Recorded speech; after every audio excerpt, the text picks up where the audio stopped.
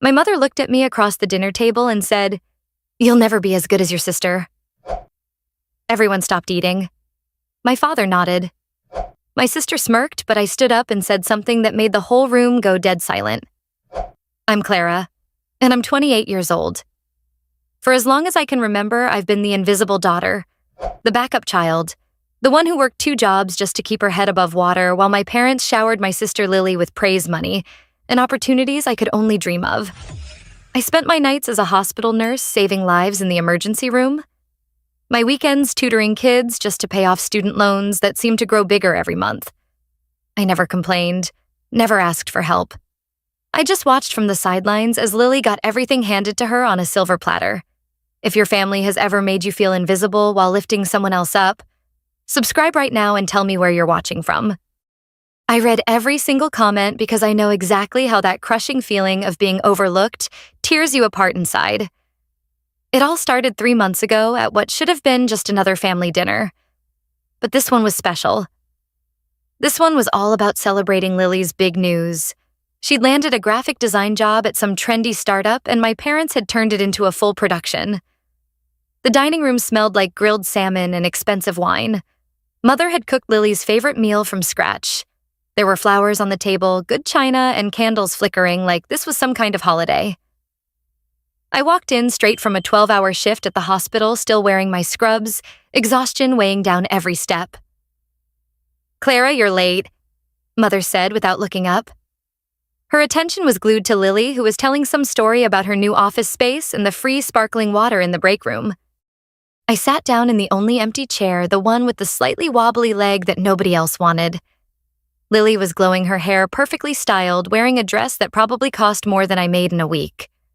Father was hanging on her every word like she was announcing a cure for cancer. And then my boss said, "I have real potential for the art director position." Lily continued waving her wine glass around. "He thinks I could be running campaigns within 6 months." "That's incredible, sweetheart." Father beamed. "This company really knows talent when they see it." I tried to jump into the conversation.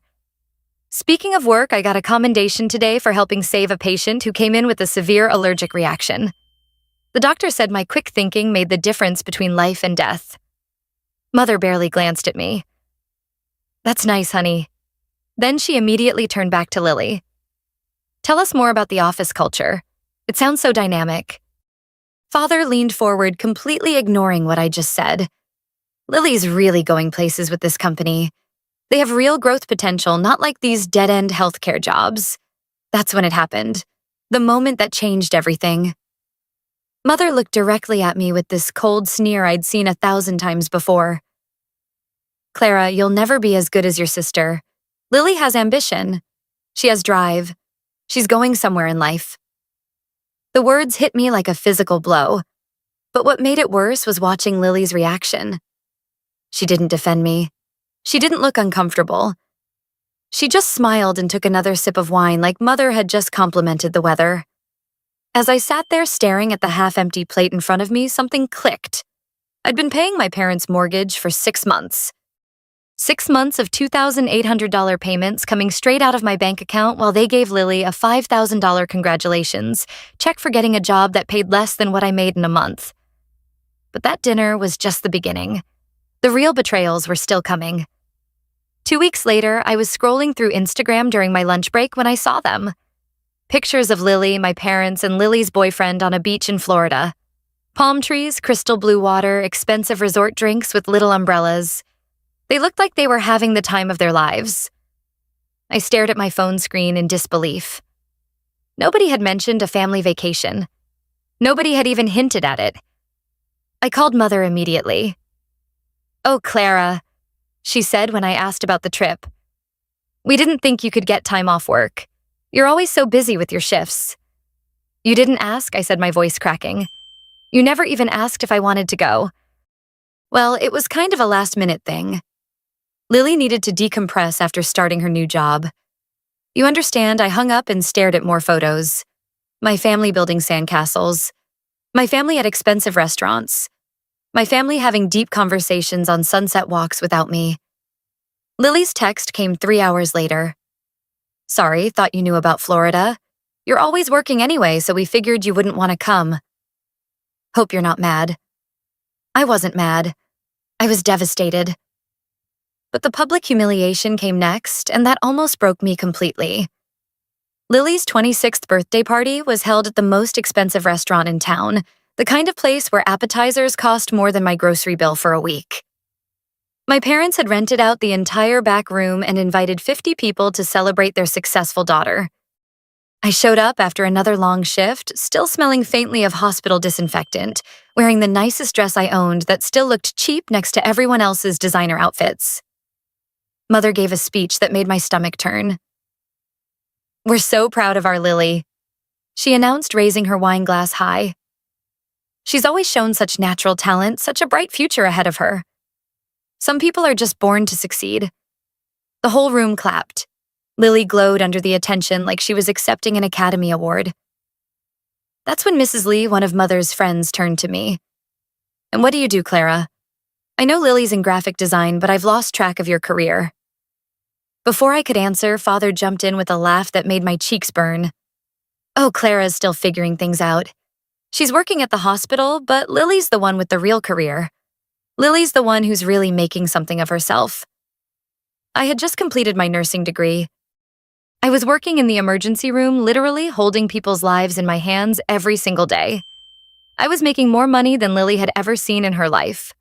But all Father could see was his successful daughter who posted pretty pictures on social media for a startup that might not exist in 2 years. Mother raised her glass again. "We're just so proud of our successful daughter," she said, looking directly at Lily while I sat 3 feet away. The room went quiet for a moment, and I felt 50 pairs of eyes on me. Some people looked confused, others looked embarrassed for me, but my parents just smiled and kept celebrating Lily like I was invisible. That night, I went home and cried until my eyes were swollen shut. But the worst betrayal was still coming. I discovered it by accident while helping Mother organize her bills. They're mixed in with utility statements and credit card payments were documents that made my blood run cold. Lily's student loan statements, all marked paid in full. I grabbed the papers with shaking hands and started calculating. Lily had graduated with $45,000 in student debt.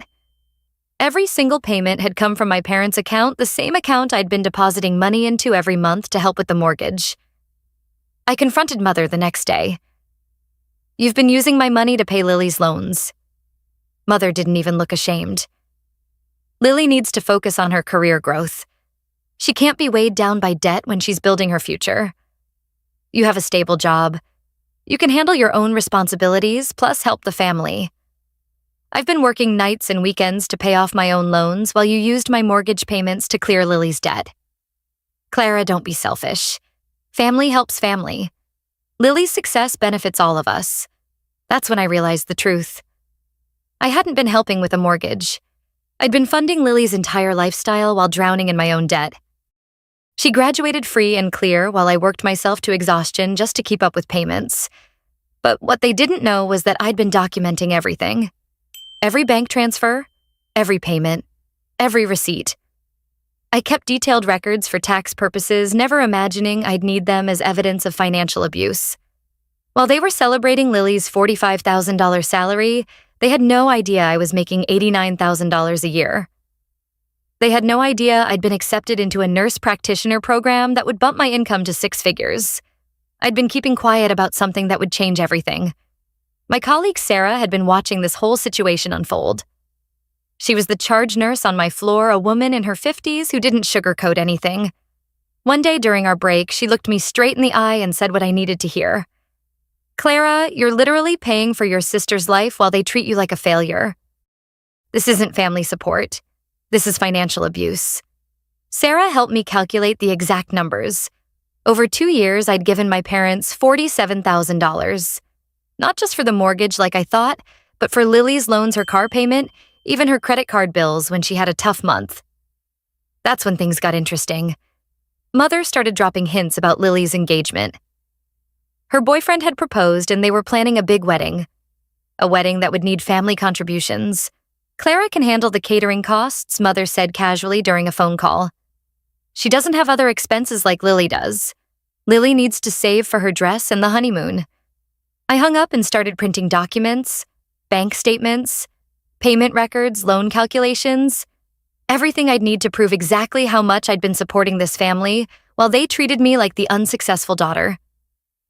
Then I did something that terrified me.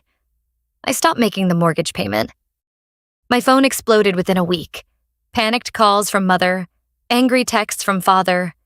Even Lily called suddenly concerned about family finances for the first time in her life. "Clara, what's going on with the mortgage?" mother demanded. The bank called saying the payment is late. "I think we need to have a family meeting," I said calmly. "Let's sit down for dinner and discuss everyone's financial contributions." They agreed immediately, probably thinking they could guilt me back into line. The dinner was set for Saturday night.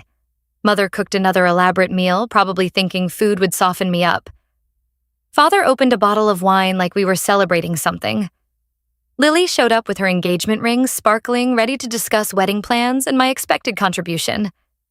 They had no idea what was coming. Father started the lecture before we'd even finished eating. "Clara, we need to talk about responsibility, family obligations. You can't just stop supporting us because you're having some kind of emotional crisis. This family depends on your contributions," Mother added. "Lily's building her future, and we all need to sacrifice to help her succeed."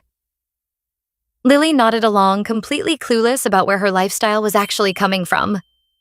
"Clara, I know you're stressed about money, but we're family. We help each other." That's when Mother gave me that same cold sneer, that same dismissive look that had haunted me for years. And she said the exact same words that had started this whole confrontation. "You'll never be as good as your sister." I stood up slowly, my hands steady for the first time in months. I looked Mother directly in the eye and said the words that made the room go dead silent.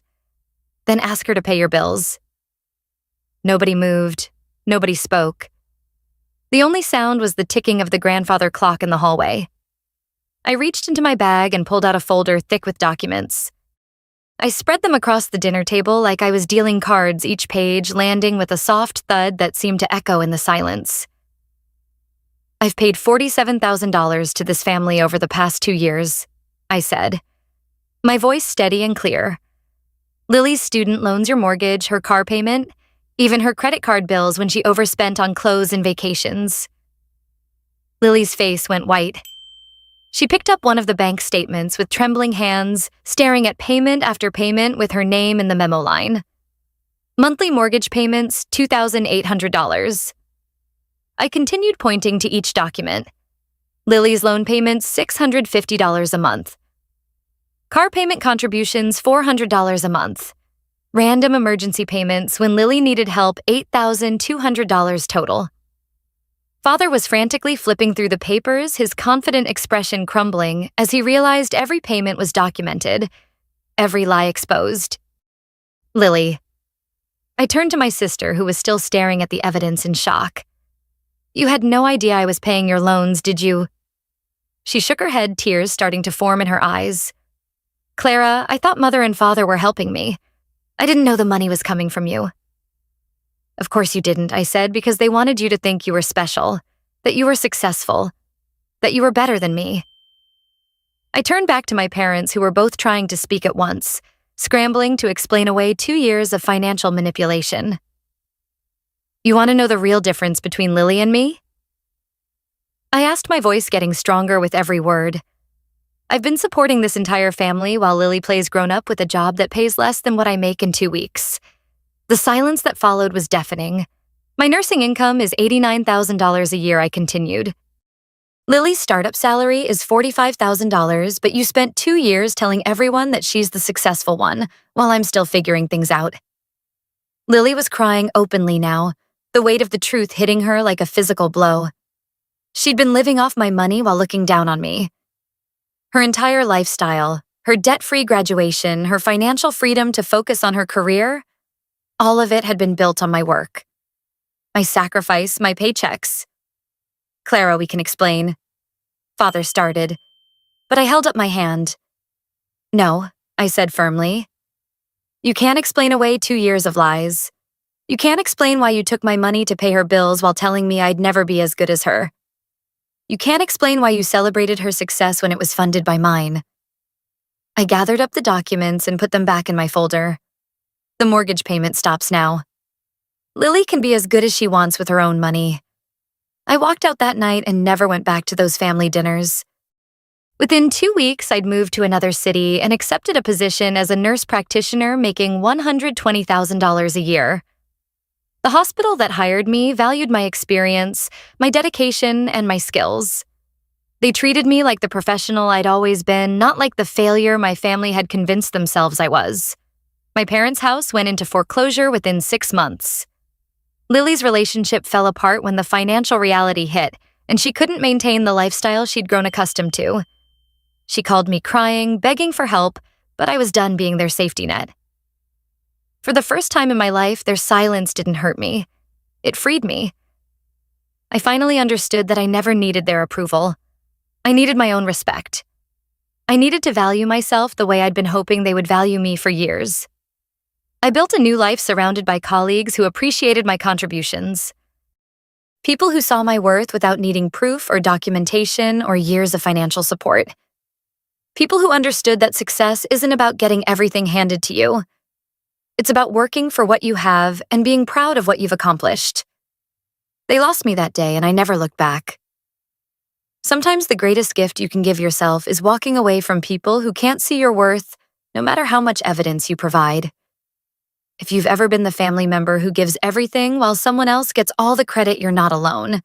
Drop a comment below and tell me your story. Where are you watching from?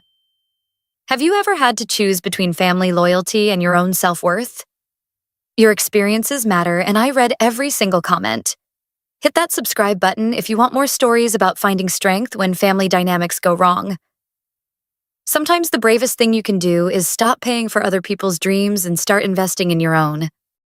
Clara's journey teaches us the importance of recognizing our own worth, even when those closest to us fail to see it. Her story highlights the courage it takes to break free from toxic family dynamics that diminish your value while elevating others. The key lesson is to prioritize self-respect over seeking approval from those who exploit your efforts. Clara's meticulous documentation of her financial contributions shows the power of evidence in confronting manipulation, reminding us to stay aware of how our resources are used. Her decision to stop enabling her family's unfair treatment underscores the necessity of setting boundaries, even with loved ones. By walking away and building a new life, Clara proves that true success comes from valuing your own hard work and accomplishments, not from external validation. Her story encourages us to invest in ourselves, surround ourselves with people who appreciate our contributions, and have the strength to leave behind those who cannot see our worth. Sometimes the bravest act is choosing your own path, no matter how difficult to reclaim your dignity and freedom.